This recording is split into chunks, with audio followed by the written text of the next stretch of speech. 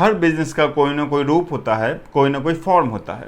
Ownership के according business को 3 तरह से बांटा गया है। पहला होता है प्राइवेट सेक्टर। प्राइवेट सेक्टर वो सेक्टर होते हैं जिसका ओनरशिप और कंट्रोल प्राइवेट हाथों में होता है, जैसे कि रिलायंस है, विप्रो है, इन्फोसिस है, एक्सेट्रा। सेकंड है गवर्नमेंट सेक्टर।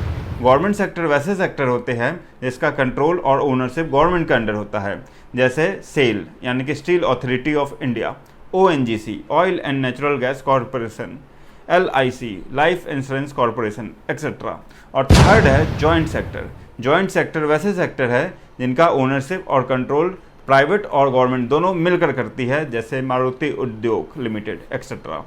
अब प्राइवेट के अंदर भी 5 तरह के होते हैं। जैसे पहला होता है सोल प्रोप्राइटरशिप, जिसके बारे में हम लोग इस वीडियो में आगे जानेंगे। सोल प्रोप्राइटरशिप के अलावा joint Hindu family, partnership, cooperative society और कंपनी, ये 5 होते हैं। सोल प्रोप्राइटर क्या होता है इसके बारे में जानेंगे।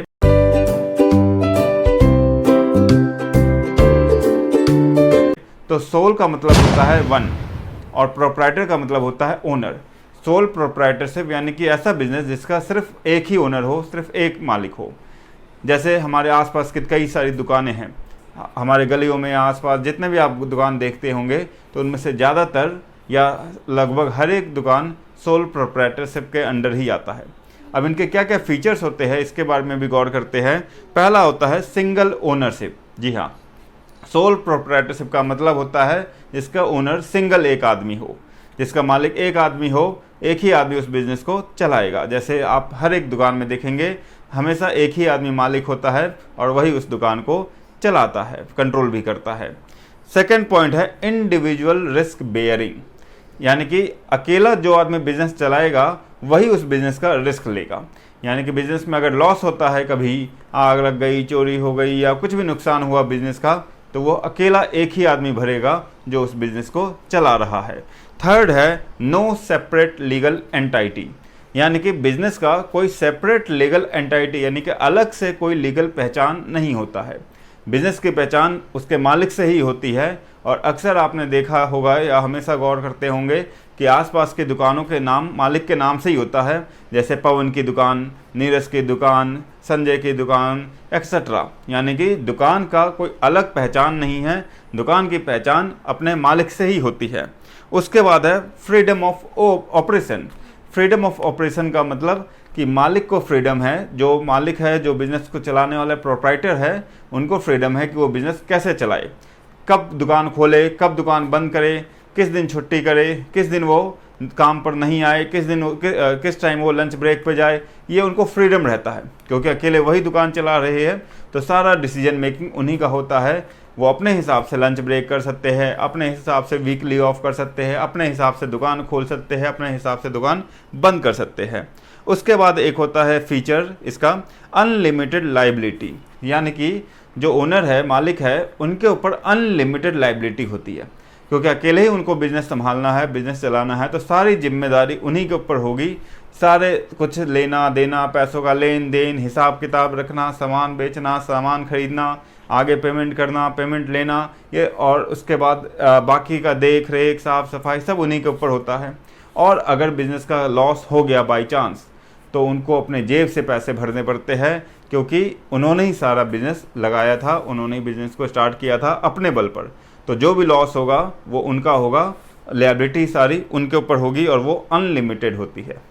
उसके बाद है वन मैन कंट्रोल, यानी कि सोल प्रोप्राइटरशिप का सबसे मेन फीचर तो हालांकि यही है, वन मैन कंट्रोल। पूरा का पूरा बिजनेस एक ही आदमी कंट्रोल करता है, एक ही आदमी चलाता है, जो उस बिजनेस का सिंगल मालिक है। अगला फीचर है स्मॉल साइज। सोल प्रोप्राइटरशिप का एक बहुत इंपॉर्टेंट फीचर ये भी है कि ज़्यादातर ये बिजनेस स्मॉल साइज़ के होते हैं। इसका भी रीज़न है कि अगर एक आदमी बिजनेस चलाएगा तो वो फंड कम लगा पाएगा, रिसोर्सेज कम लगा पाएगा। तो कम फंड कम रिसोर्स से उसका बिज़नेस छोटा ही होगा, ज़्यादा बड़ा बिजनेस नहीं होगा, जैसे कि मॉल में या सुपरमार्केट में हम देखते हैं। आप भी देखेंगे अपने आसपास जितनी भी दुकानें होती है वो छोटी छोटी ही होती है और रोज़मर्रा के सामानों को ही वो रखा करती है और उसमें वो कम इन्वेस्टमेंट करती है। अगला फीचर है formation and closure. Sole proprietorship का फॉर्मेशन और क्लोजर, यानी कि दुकान खोलना और दुकान बंद करना सबसे आसान है, easy to form and easy to close. यानी कि इसके लिए कोई लीगल रेस्ट्रिक्शन नहीं है, कोई अलग से लाइसेंस लेने की ज़रूरत नहीं है, कहीं से कोई परमिशन लेने की ज़रूरत नहीं होती है, कोई ज़्यादा फॉर्मेलिटी करने की ज़रूरत नहीं होती है। बस आपका मन है, कुछ पैसे है, आपने दुकान खोल दिया, अब आपका मन नहीं है, पैसे नहीं हैं, लॉस हो गया या कोई भी दिक्कत हो गई, आपने अपनी दुकान बंद कर दी। तो सबसे आसान बिजनेस का फॉर्म यही है, सोल प्रोप्राइटरशिप का ये भी एक फीचर है।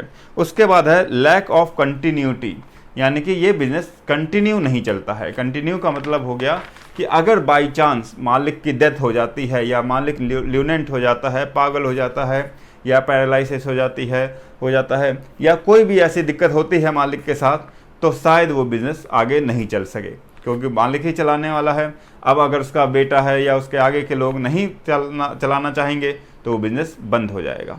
यानी कि इसका कंटिन्यूटी होगा या नहीं, इस बात की कोई गारंटी नहीं होती है। हालांकि सोल प्रोप्राइटरशिप के मेरिट भी है कुछ और डीमेरिट भी है, इस पर भी फोकस कर लेते हैं। मेरिट क्या है? तो फर्स्ट मेरिट है ईजी टू फॉर्म, यानी कि सोल प्रोप्राइटरशिप सबसे आसान फॉर्म ऑफ बिजनेस है। सोल प्रोप्राइटरशिप को खोलना सबसे आसान काम है। आपको कुछ कैपिटल की ज़रूरत है और जैसा मैंने बताया, कोई लीगल डॉक्यूमेंट, कोई लीगल फॉर्मेलिटी या कोई लाइसेंस की ज़रूरत नहीं है, एक आधे बिजनेस को छोड़कर। जैसे केमिस्ट की दुकान, अगर केमिस्ट की दुकान खोलनी होती है तो उसके लिए लाइसेंस चाहिए, अदरवाइज 90% बिजनेस के लिए लाइसेंस की रिक्वायरमेंट नहीं है। उसके बाद है डायरेक्ट इंसेंटिव। डायरेक्ट इंसेंटिव का मतलब आप जितनी मेहनत करेंगे उसका बेनिफिट आप ही को मिलेगा, क्योंकि आप ही मालिक है, आप ही बिजनेस को चला रहे हैं, आपके हिसाब से बिजनेस चलेगा।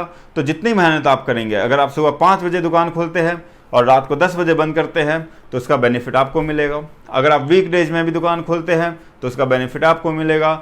लंच टाइम में भी आप अगर काम करते हैं तो उसका भी बेनिफिट आपको मिलेगा। यानी कि जितनी मेहनत आप करेंगे उसका सारा का सारा इंसेंटिव आपके पास जाएगा और दूसरा कोई पर्सन है ही नहीं। उसके बाद है फ्लेक्सिबिलिटी। जी हाँ, बिजनेस में फ्लेक्सिबिलिटी होगी, आपके अनुसार से बिजनेस चलेगा, ना कि आप बिजनेस के अनुसार। यानी कि जब आप चाहे दुकान खोले, जब आप चाहे अपनी दुकान बंद करें, जब आप चाहे लंच ब्रेक पर जाए, जिस दिन आप चाहे छुट्टी करें, जिस दिन आप चाहे एक्स्ट्रा काम करें, ये सारा का सारा बेनिफिट आपके ऊपर है, फ्लेक्सिबिलिटी आपके ऊपर है। नेक्स्ट होता है सोल बेनिफिट ऑफ प्रॉफिट, यानी कि जितना भी प्रॉफिट आएगा, जितना भी बिजनेस से आप अर्न करेंगे वो सब आपके जेब में जाएगा। आपको कहीं और देने की ज़रूरत नहीं है, किसी को अपना प्रॉफिट शेयर करने की ज़रूरत नहीं है। उसके बाद है पर्सनल टच, क्योंकि आप खुद डील करेंगे, खुद ही सामान मंगाएंगे, खुद ही सामान बेचेंगे, कस्टमर से आपका रिलेशन होगा, सप्लायर से आपका रिलेशन होगा, तो हर जगह एक पर्सनल टच होगा, एक अपनापन सा फील होगा। उसके बाद है सेक्रेसी। सेक्रेसी का मतलब गोपनीयता, यानी कि आपके बिजनेस में आपके अलावा कोई और इन्वॉल्व है ही नहीं, तो एक ये सीक्रेसी बनी रहेगी।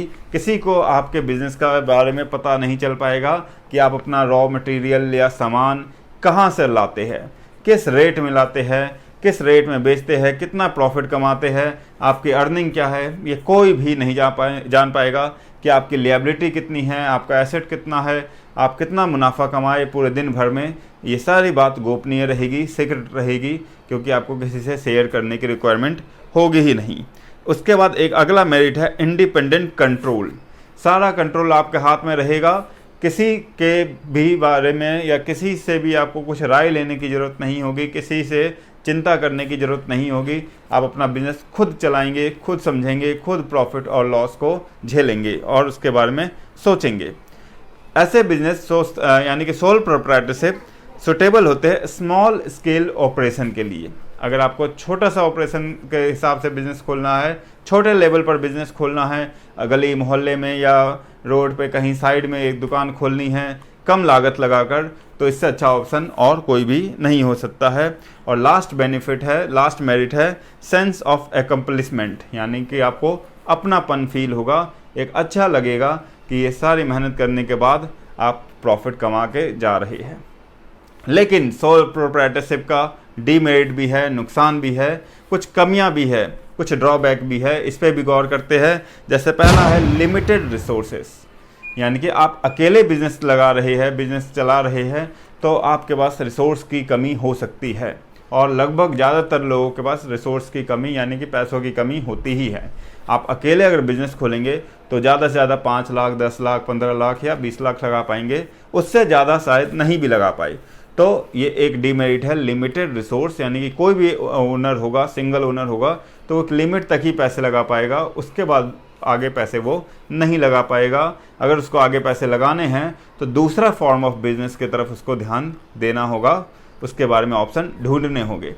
उसके बाद अगला डीमेरिट है अनलिमिटेड लाइबिलिटी, यानी कि ओनर के ऊपर, प्रोप्राइटर के ऊपर अनलिमिटेड लाइबिलिटी होती है, यानी कि सारा देख रेख, जैसा मैंने पहले भी अभी बताया कि सारा लेन देन, पैसों का हिसाब किताब, आगे डेटर से पैसे लेने हैं, क्रेडिटर को पैसे देने हैं, किस रेट में पैसे आएंगे, किस रेट में पैसे सामान आएंगे, किस रेट में सामान जाएंगे, ये सारा का सारा हिसाब किताब खुद देखना होता है।